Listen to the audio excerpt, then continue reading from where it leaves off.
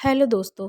कभी आपने सोचा है जो चीज़ें हम खरीदते हैं उनमें से ज़्यादातर का क्या हम सच में यूज़ करते हैं या सिर्फ दिखावा करने के लिए लेकर आते हैं। कभी किसी दोस्त को देखकर नया फ़ोन ले लिया, कभी सोशल मीडिया पर ट्रेंड देखकर कोई महंगा स्किन केयर प्रोडक्ट खरीद लिया और कभी किसी पार्टी या फंक्शन के लिए ऐसा डेकोर आइटम जो बस एक बार ही इस्तेमाल हुआ।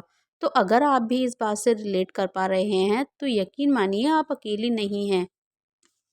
मैंने भी ये सारी गलतियाँ की हैं। इस वीडियो में मैं ऐसी चीज़ें शेयर कर रही हूँ जिन्हें मैंने एक-एक करके खरीदना बंद किया है ताकि मेरा पैसा भी बचे और घर और दिमाग भी हल्का रहे।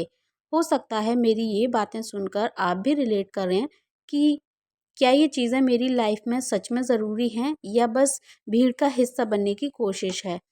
पहली चीज़ मोबाइल फ़ोन, लेकिन ख़ास तौर पर वो जो सिर्फ़ दूसरों के दिखाने के लिए ख़रीदा जाता है। हम में से कई लोग नया आईफ़ोन या महंगा एंड्रॉयड सिर्फ़ इसलिए लेते हैं क्योंकि आस-पास के लोग ले रहे हैं, जबकि पुराना फ़ोन ठीक-ठाक है, काम कर रहा है। अगली बार आप जब फ़ोन खरीदें तो ये सोचें कि वो वाक़ई आपकी ज़रूरत थी या नहीं, ना कि इस पर कि वो कितना महंगा दिखता है।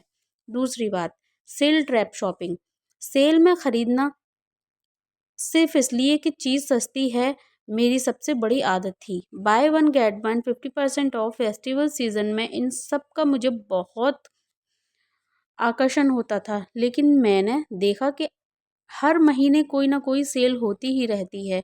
एक बार मैंने 3-4 बैग खरीद लिए क्योंकि बहुत सस्ते थे, लेकिन ज़रूरत नहीं थी, जबकि उनमें से 1-2 तो इस्तेमाल ही नहीं किए।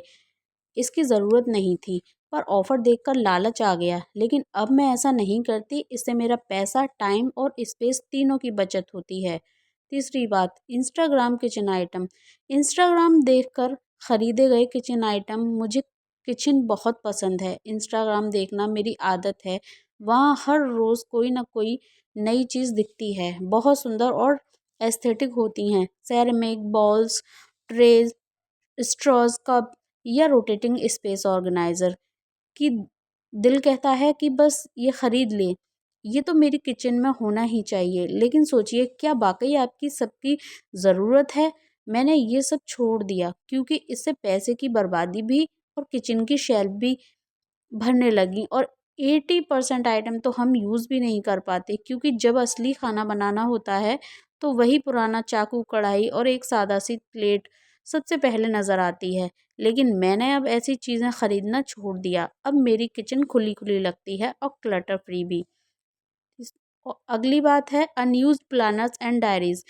नए साल पर खरीदी गई डायरी और अनयूज्ड प्लानर जो कभी पूरी नहीं हुई। मैं हर साल सोचती थी कि इस बार सब प्लान करके चलूँगी। इसलिए सुंदर सी डायरी, एक मोटिवेशनल प्लानर और एक कलरफुल पेन्स खरीदा। पर सच तो ये है कि वो प्लानर साल के पहले ही महीने में बंद हो जाता है। फैंसी गिफ्ट रैपिंग, दिखावटी गिफ्ट पैकिंग और बॉक्सेस। पहले जब किसी को गिफ्ट देती थी तो सबसे पहले ज़्यादा ध्यान उसकी पैकेजिंग पर जाता था। Colourful box, ribbon, tags, glitters, papers. मुझे लगता था इससे गिफ्ट अच्छा लगेगा, लेकिन सच ये है कि वो गिफ्ट पैकिंग 10 मिनट बाद कचरे में फेंक दी जाती है। Festival decor overloaded. हर त्योहार पर नए डेकोर खरीदना। त्योहार आते ही हम सोचते हैं नई लाइट, नया टेबल लैंप और क्या-क्या नई। मुझे भी ऐसा लगता था कि हर त्योहार पर नया कुछ होना चाहिए, लेकिन ये सब कितना फिजूल खर्च और घर में क्लटर इकट्ठा करता है। और अब मैंने ये सब छोड़ दिया है। एक्सेस शोपीस शो और सजावट सामान। कई सालों से मैं हर ट्रिप से कोई ना कोई सजावटी आइटम्स खरीद लाती थी और इससे धीरे धीरे घर भरने लगा और सफाई में वक्त ज़्यादा लगता और देखने में भी कमरे भरने लगते। Random online orders, daily delivery वाले ऐप से फालतू सामान मंगवाना। स्विगी, जोमेटो, अमेज़न, ये सब ऐप ने इतना आसान बना दिया है कि घर बैठे बिना सोचे समझे हम कुछ न कुछ मंगवा ही लेते हैं। इससे महीने का खर्च भी बढ़ जाता है और घर में क्लटर भी।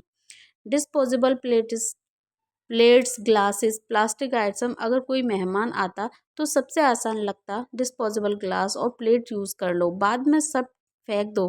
कोई झंझट नहीं। लेकिन क्या ये वाकई ज़रूरी है? आप खुद सोचिए। एक्स्ट्रा बेडशीट और कवर्स, कभी बाजार जाती तो लगता था ये बेडशीट कितनी सुंदर है, ले लेती हूँ, पर घर आकर महसूस होता कि पहले से ही घर में बहुत बेडशीट पड़ी हुई हैं। अब मैंने ये नियम बना लिया है कि जब तक ज़रूरत ना पड़े तब तक बेडशीट नहीं खरीदनी। महंगे स्किन केयर प्रोडक्ट, बिना ज़रूरत के इंस्टाग्राम पर एक इन्फ्लुएंसर ने कहा कि ये सीरम ट्राई करो और हम खरीद लेते हैं।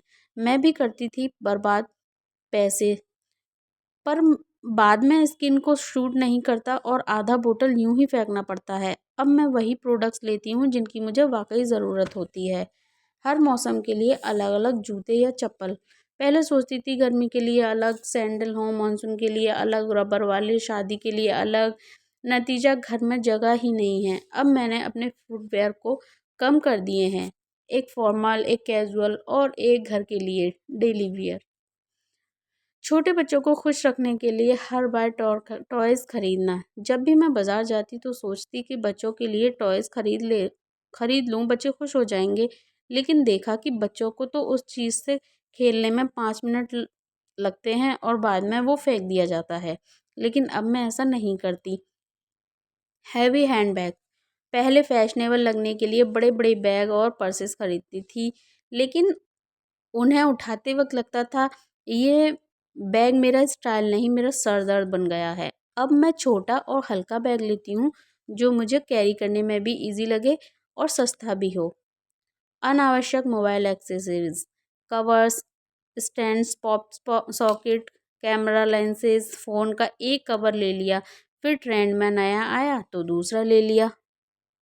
लेकिन हकीकत में इनकी कोई ज़रूरत नहीं है। अब मैं सिर्फ एक कवर रखती हूँ और ज़रूरत हो तो चेंज कर लेती हूँ। तो ये थी वो चीज़ें जिन्हें धीरे धीरे मैंने अपनी ज़िंदगी से हटाया। इन सब चीज़ों ने मुझे थोड़ा हल्का और शांत और थोड़ा खुद के और ज़्यादा करीब कर दिया।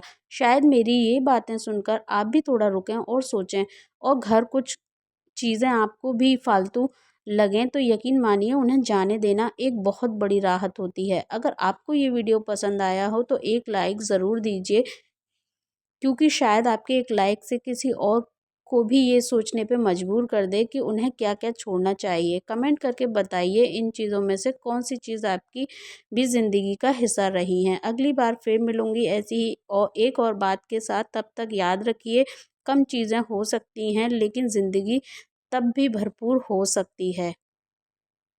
Thank you.